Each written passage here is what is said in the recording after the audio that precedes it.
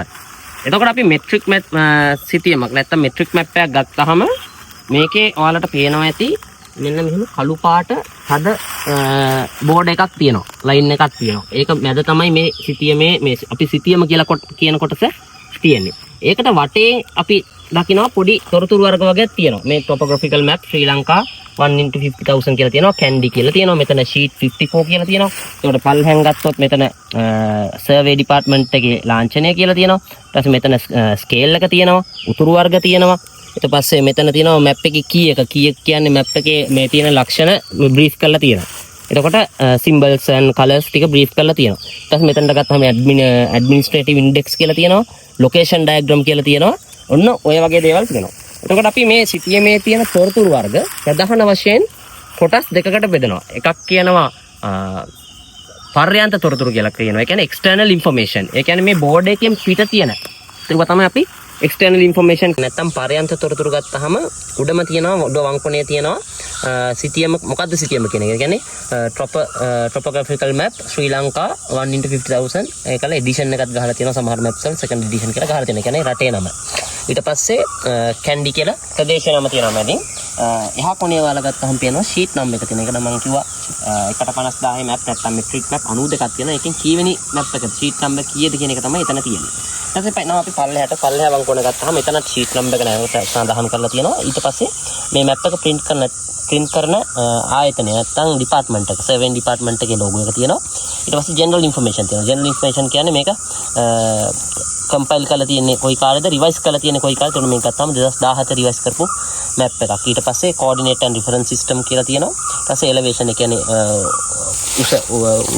උච්චතිය කොහොමද කියලා තියෙන්නේ කියලා තියෙනවා.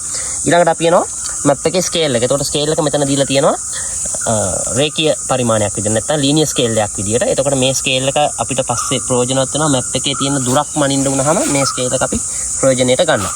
ඊට තියෙනවා geometric information කියන්නේ සිතියමේ තියෙන උතුරු වර්ග 3.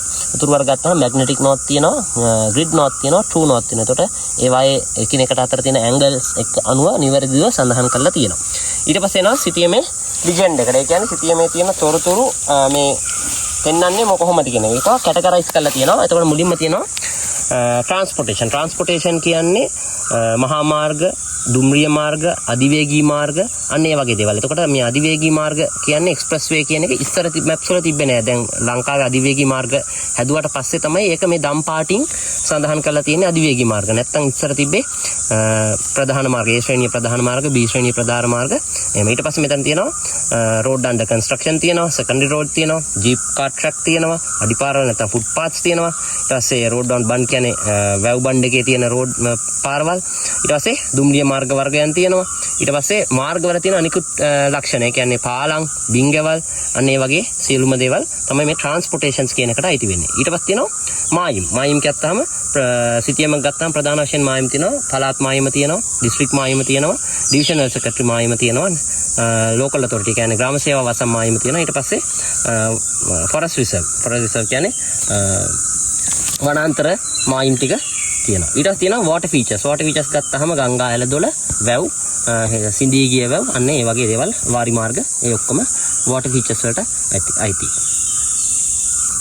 ඊට තියෙනවා මෙතන toponym කියන. toponym කියන්නේ මේ map එකේ ප්‍රදේශයන් සඳහන් කරලා තියෙන ආකාරය. කියන්නේ අකුරු වචන වලින් සඳහන් කරලා තියෙන ආකාරය. එතකොට divisional secretary division එකක් පෙන්නනවා රතු පාට ලොකු කැපිටල් අකුරු වලින්. ඊට පස්සේ district capital කියන්නේ district එකේ තියෙන ප්‍රධාන නගරය, අග නගරය. ඒක පෙන්නනවා මෙන්න මේ ආකාරයට bold කැපිටල් අකුරු වලින්. ඊට පස්සේ අනික් ප්‍රධාන නගර. දැන් දඹුල්ල ගත්තාම ප්‍රධාන නගරයක්. ඒක bold නෑ. නමුත් කැපිටල් අකුරු වලින් තමයි පෙන්නන්නේ.